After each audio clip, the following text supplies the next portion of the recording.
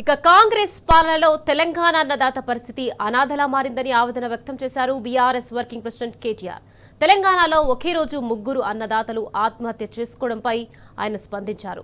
సమైక్య రాష్ట్రం లాంటి సంక్షోభ పరిస్థితులు తెలంగాణ వ్యాప్తంగా నెలకొని ఉన్నాయనడానికి ఈ ఆత్మహత్యలే నిదర్శనమన్నారు.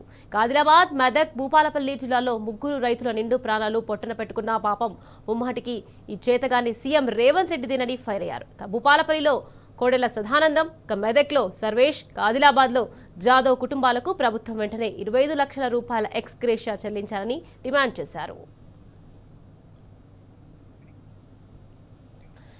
ఈ ముగ్గురు రైతుల ఆత్మహత్యలకు రేవంత్ సర్కార్ మోసాలు, అబద్దపు హామీల పేరిట చేసిన తీరని ద్రోహమే కారణమన్నారు కేటీఆర్. రుణమాఫీ పేరిట చేసిన నయవంచనకు తోడు పెట్టుబడి సాయానికి పాతరేయడం, చివరికి యూరియాను కూడా ఎగ్గొట్టి ఈ ప్రభుత్వం పంట దిగుబడి దెబ్బతీసిందన్నారు.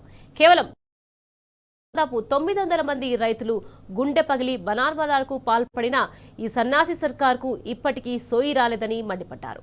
10 ఏళ్లు ధైర్యంగా బతికిన రైతు కుటుంబాల్లో ఇవాళ మోగుతున్న ఈ మరణ బుద్ధంగానికి రేవంత్ సర్కార్ భారీ మూల్యం చెల్లించుకోక తప్పదని హెచ్చరించారు.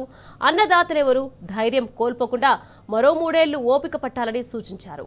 ఈ వ్యవసాయ వ్యతిరేక కాంగ్రెస్ రేవంత్ ను గద్దెదించి తెలంగాణలో వ్యవసాయ రంగానికి మళ్లీ మంచి రోజులు తెచ్చుకుందామని కేటీఆర్ హితవు పలికారు.